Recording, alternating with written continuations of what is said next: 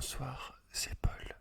Je te retrouve pour une lecture de contes dans mon lit. Alors, pas n'importe quelle lecture, puisqu'il s'agit en effet d'un livre de contes du Japon que m'a acheté une abonnée. Voilà, ça s'appelle Mukashi Mukashi, contes du Japon. Ça, c'est le numéro 3. Et voilà, il arrive qu'on ait des gens qui nous traitent de FTP sur la chaîne, sur YouTube. Et il arrive qu'on ait des gens qui nous achètent des cadeaux. Voilà, des gens extrêmement sympathiques en somme. Mais c'est ouf. Il y a des gens vraiment hyper gentils. Donc voilà, je te remercie si tu vois la vidéo. Et voilà, calme-toi aussi, voilà, quand même. Reste tranquille.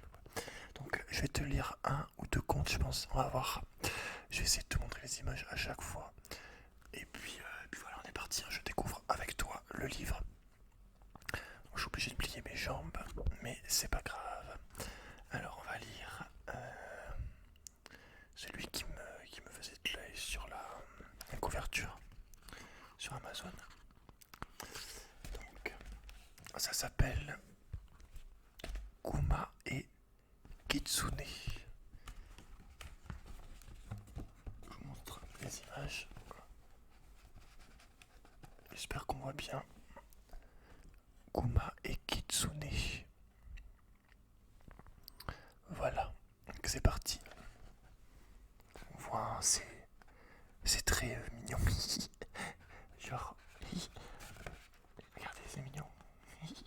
Il a un petit kimono, je sais pas ce que c'est. Mais il a un kimono en tout cas. On peut dire qu'il a réussi sa vie en quelque sorte. Enfin bref, c'est parti donc. Je te lis ça. Tranquillement. Michel. C'est pas pratique. Bon allez, c'est parti. J'espère que je suis pas du tout centré du coup, mais... Allez. Dans une forêt du nord du Japon, vivait un ours qui s'appelait Kuma et un renard qui s'appelait Kitsune. Les deux amis ne trouvaient plus rien à manger depuis plusieurs mois. J'allais dire une blague, mais on va contenter de lire. Un jour, le renard eut une idée. Kuma, et si nous cultivions un champ ensemble? Nous pourrions ensuite partager la récolte. Très bonne idée, acquiesça l'ours. Le renard ajouta.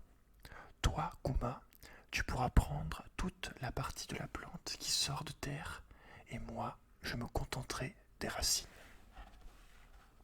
Les deux amis se mirent au travail. L'ours gratta la terre et le renard sema des graines. Quelque temps plus tard, les plantes avaient poussé et de belles et grandes feuilles étaient sorties de terre. L'ours se réjouit, s'empressa de les récolter et de rentrer chez lui pour se régaler.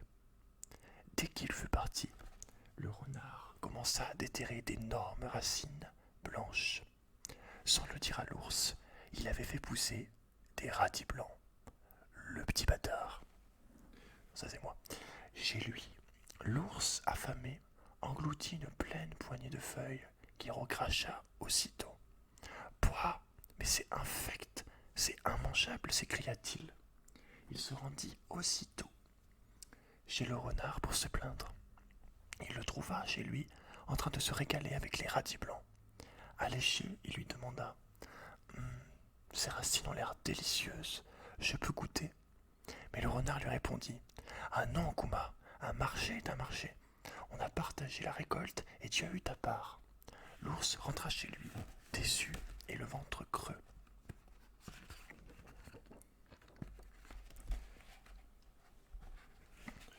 Je sais pas si je te montre les images avant ou je te montre les images après avoir lu. L'année suivante, au printemps, le renard se rendit chez l'ours. Il lui dit Kuma, il n'y a toujours rien à manger dans la forêt. Que dirais-tu de cultiver avec moi un nouveau champ? D'accord, Kitsune, mais cette fois, je prends ce qui est dans le sol et toi, ce qui sort de terre. À nouveau, l'ours gratta la terre du champ et le renard sema des graines. Au moment de la récolte, comme convenu, le renard qui avait cette fois semé des graines de fraises ramassa sous les yeux de l'ours des centaines de beaux fruits. Allégé, l'ours demanda « Ces fraises ont l'air délicieuses, je peux goûter ?» Mais le renard lui répondit « Ah non, Kuma, un marché est un marché. Tu peux récolter tout ce qui est dans le sol, comme tu le souhaitais. » L'ours dut se contenter des racines de fraisier qui avaient un goût de terre. « Kitsune m'a encore dupé, se dit-il, très énervé. » Alors là, on peut voir Kuma, clairement, qui a le seum, hein. Mais c'est très mignon. Et on voit... Attends, je te montre Kitsune, parce que c'est quand même un sacré plaisantin, au final, Kitsune. C'est quand même surtout un malin, Kitsune. Voilà, j'espère que tu vois. J'essaye de faire un intégral de la vue de gauche à droite. Malheureusement, il y a le micro qui bloque, donc je peux pas mettre beaucoup plus loin que ça. Voilà, Kitsune et Kuma. Kitsune qui se régale avec ses fraises. Ah. Très très bien ce livre. Il est petit, mais il est bien. Ah, ça continue, alors attends. Quelques jours plus tard, le renard rendit visite à l'ours. « Kuma, tu dois avoir encore très faim. J'ai trouvé quelque chose à manger pour toi, suis-moi. » Le renard emmena l'ours sous un arbre et lui montra une énorme ruche accrochée à l'une des branches. « Regarde, Kuma, il y a plein de miel là-dedans et tu peux te régaler sans crainte. Toutes les abeilles sont sorties butiner les fleurs. » L'ours affamé se précipita et décrocha la ruche d'un coup de patte. Aussitôt, des centaines d'abeilles en sortirent et se jetèrent sur lui en le piquant de toutes parts. Il laissa tomber la ruche et s'enfuit pourchassé par une nuée d'abeilles. Le renard n'eut plus qu'à se baisser pour se régaler de tout ce bon miel. Une fois de plus, Kitsune qui s'est mis bien, voilà, qui mange son petit miel, tranquillement, relax, il n'y a aucun souci. Par contre, Kuma il se fait piquer les fesses, quoi. Et ça c'est triste, voilà, ça me révolte, je te le dis tout de suite. Voilà, je suis pas content, je suis colère, je suis tout rouge. Le pauvre Kuma à chaque fois qu'il se fait avoir. Voilà, la malice de Kitsune, la malice du renard, au final. Ouais, je te montre un peu quand même. Tac. Aïe. Voilà, on continue.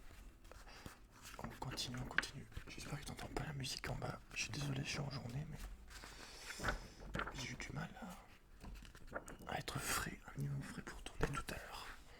Si t'es pas content, c'est pareil. Alors, oula, qu'est-ce qui se passe?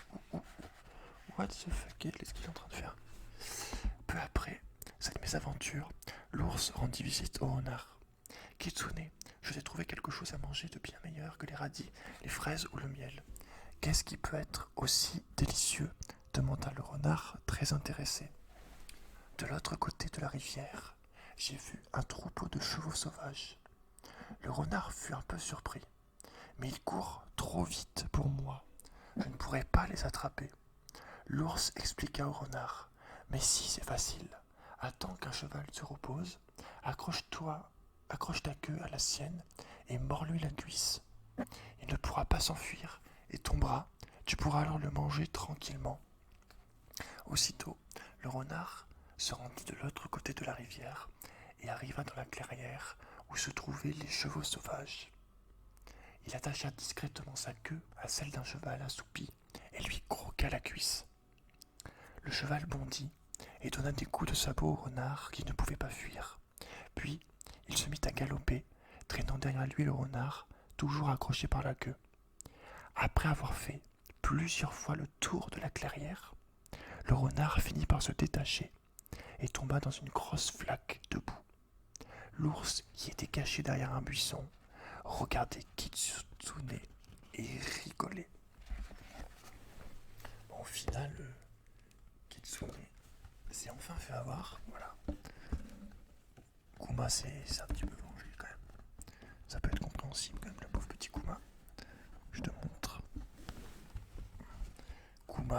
caché dans son buisson, posé. Et Kitsune qui fait du rodéo. Enfin, du rodéo. Façon de parler, quoi. Il a pas l'air très enchanté, je t'avoue. Mais j'ai envie de te dire, ça lui apprendra, ça devient ce gros malin. Voilà.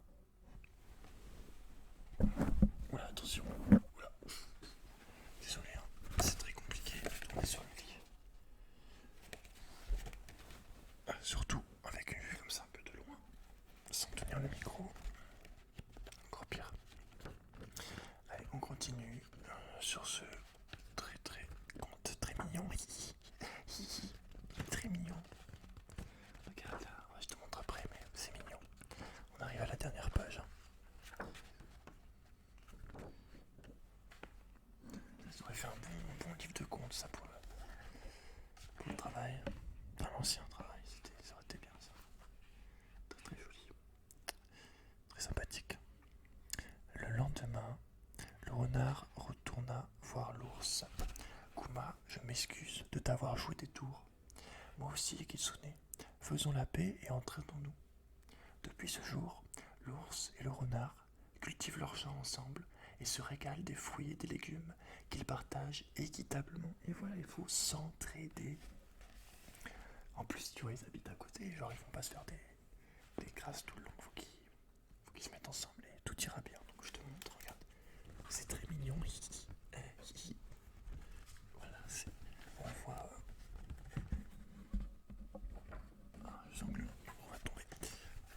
Donc on voit Kuma qui est en train de faire son petit chant, tranquille. Là, il est bien. Et là, il y a Kitsune, tranquillement aussi. Kitsune qui fait son truc, qui fait son affaire. Voilà, j'espère que t'as bien vu. Ah. Ouf.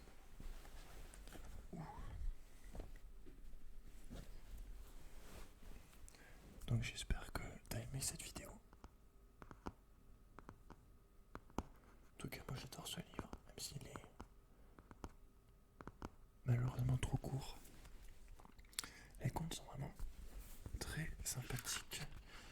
Bon, il n'y en a que 3 de contes par truc, c'est un peu... je viens de voir ça. Il n'y en a que 3, mais bon, les images sont bien, l'histoire est... C'est enfantin, mais c'est simple, quoi, efficace. C'est pas... mais c'est pas pour ça que qu'on se voit pas du tout.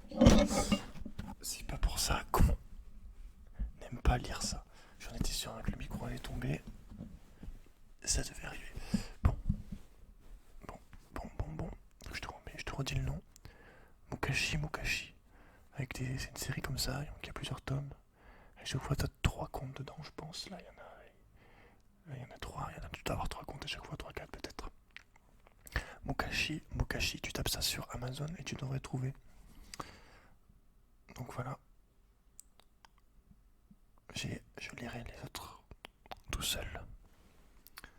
Le folklore japonais regorge de contes et de fables mettant en scène samouraïs, animaux farceurs, esprits, monstres et autres sorcières. La collection Mukashi, il était une fois en japonais, vous propose de découvrir ces histoires très populaires au Japon, mais souvent méconnues hors de l'archipel. Donc voilà, si t'aimes bien le Japon comme moi et tout, et les petits contes mignons, tranquilles, eh ben écoute, je te conseille ce livre. Ouais. Bon, bah voilà, je te laisse. Hein. On remercie l'abonné qui nous a acheté ce livre.